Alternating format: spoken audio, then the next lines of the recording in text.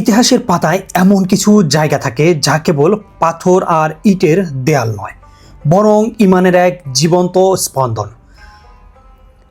আজ আমি দাঁড়িয়ে আছি মদিনার সেই পবিত্র মাটিতে, যেখানে 1400 বছর আগে মানবতার দূত হজরত মুহাম্মদ সাল্লাল্লাহু আলাইহি সাল্লাম তার মুবারক হাতে ইসলামের প্রথম ভিত্তিপ্রস্তর স্থাপন করেছিলেন।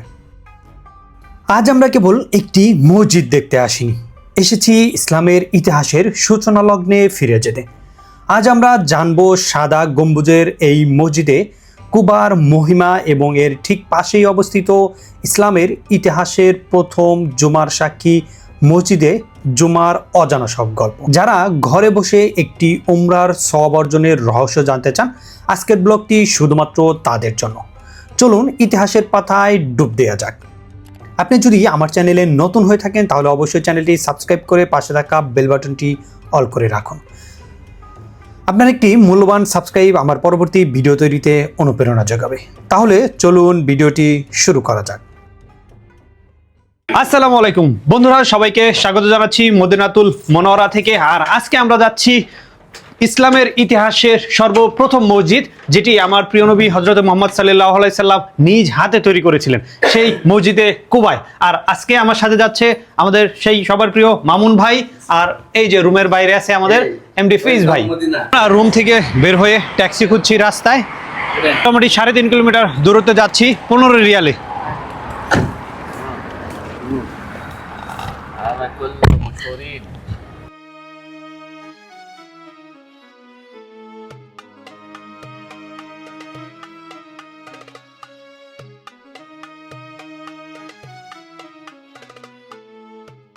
চলে এসেছি সেই ঐতিহাসিক কুবা মসজিদের এইখানে। আর এখানে দেখেন শত শত গাড়ি আছে, প্রাইভেট কার আর অসংখ্য বাস আছে এখানে। কিন্তু এই যে বাসগুলো আছে এগুলো হচ্ছে বিভিন্ন এরিয়া থেকে, মক্কা, রিয়াদ, তায়েফ, জেদ্দা, বিভিন্ন জায়গা থেকে যারা হচ্ছে প্যাকেজে আসে তারা হচ্ছে এই বাসগুলোতে আসে জিয়ারা করতে যারা আসে। আবার যারা গ্রুপে আসে তাদেরকে কিন্তু মুআল্লিমরা এরকম প্রাইভেট কার, এরকম হাইস গাড়ি এসবেতে করেও নিয়ে আসে।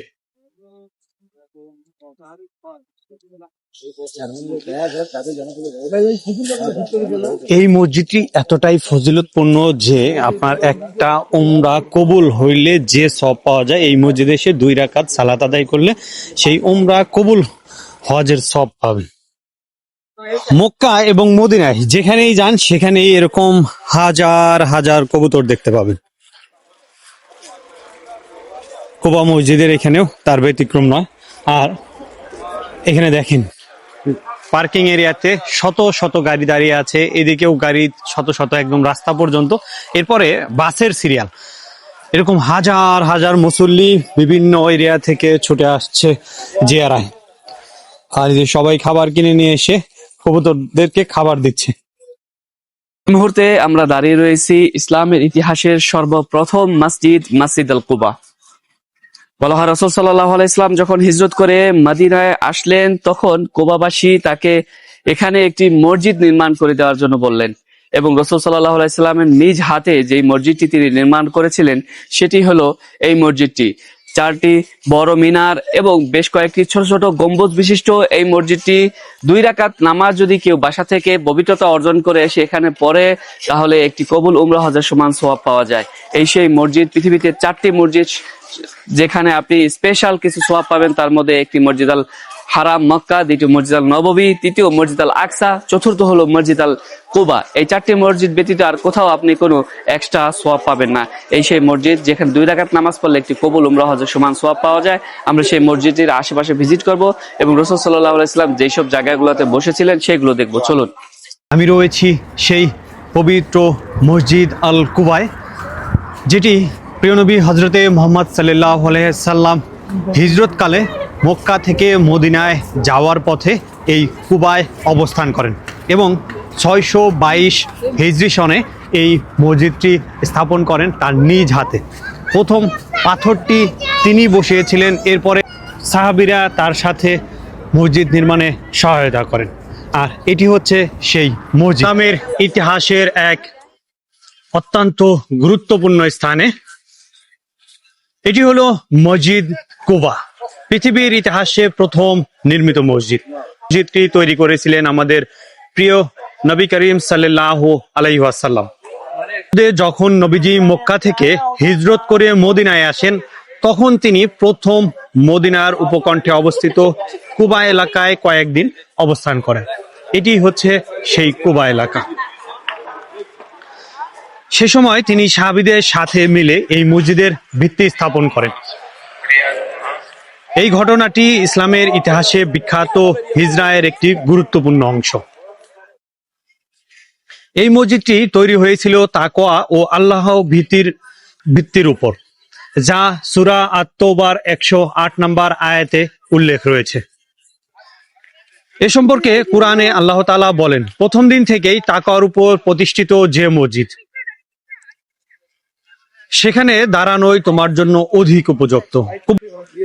এই মসজিদে সবচেয়ে বড় ফজিলত হলো নবীজি মুহাম্মদ সাল্লাল্লাহু আলাইহি সাল্লাম নিজেই বলেছেন, যে ব্যক্তি ঘরে ওযু করে কুবা মসজিদে সে 2 রাকাত নামাজ পড়বে, সে একটি পূর্ণ উমরার সওয়াব পাবে।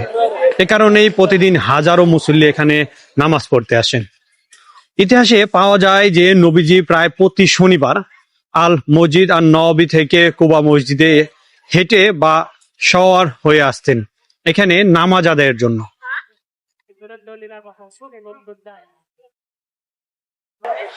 বর্তমানে কুবা মসজিদটি অনেক বড় এবং সুন্দরভাবে সম্প্রসারণ করেছে। বিশাল সাদা গম্বুজ, বড় খোলা প্রাঙ্গণ, হাজার মুসল্লির একসাথে নামাজ পড়ার ব্যবস্থা। রমজান মাসে এখানে অসাধারণ পরিবেশ তৈরি হয়।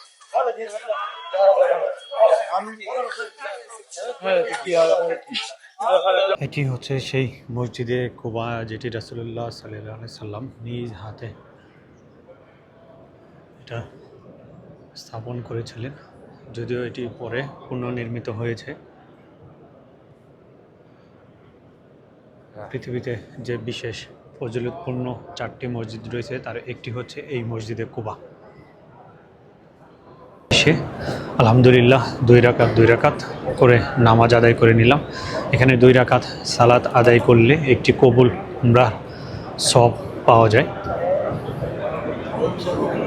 বিভিন্ন দেশ থেকে আসা মুসল্লিরা এখানে নামাজ পড়তে আসে, উমরা শেষ করে জিয়ারা করতে করতে তারা এই মসজিদে এসে 2 রাকাত সালাত আদায় করে। আপনারা যারা মদিনায় আসবেন অবশ্যই একবার চেষ্টা করবেন এই মসজিদে কুবায় এসে সালাত আদায় করতে। 2 রাকাত সালাত আদায় করলে কবুল উমরার সওয়াব পাবেন। মসজিদে কুবায় চলছে ইফতার আয়োজন। এখানেই আজকে ইফতার করব।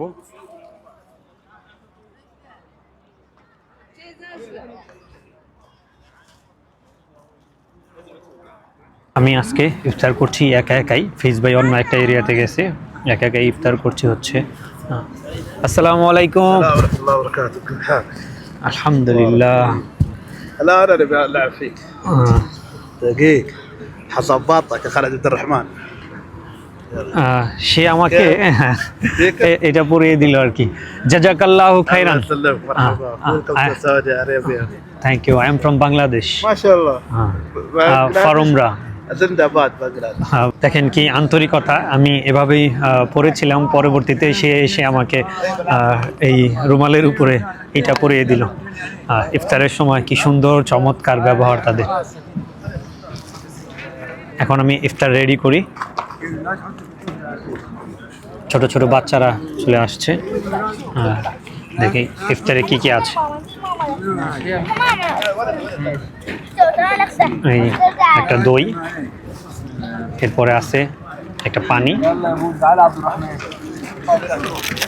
আচ্ছা হচ্ছে খেজুর,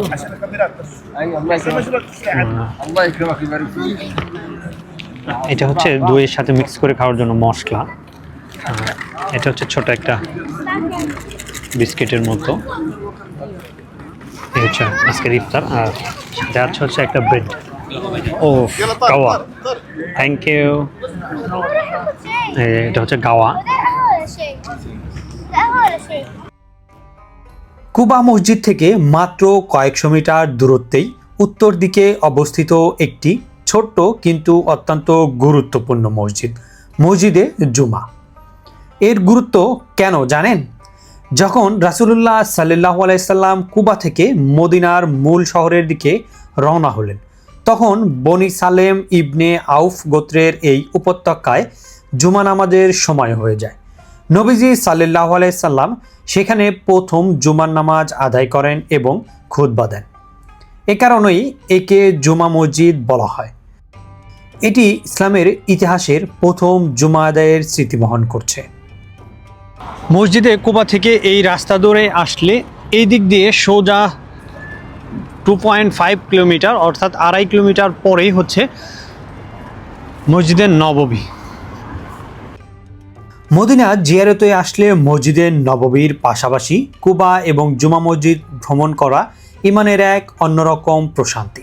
ইসলামের গোড়াপত্তনের এই সাক্ষীগুলো আমাদের মনে করিয়ে দেয় সেই সোনালী দিনগুলোর কথা। আজকের ভিডিওটি কেমন লাগলো কমেন্ট করে জানাবেন। ভালো লাগলে একটি শেয়ার করুন এবং সাবস্ক্রাইব করে সাথেই থাকুন। দেখা হবে পরবর্তী কোনো ঐতিহাসিক স্থানের ব্লগ নিয়ে। সে পর্যন্ত সবাই ভালো থাকুন, সুস্থ থাকুন। আল্লাহ হাফেজ।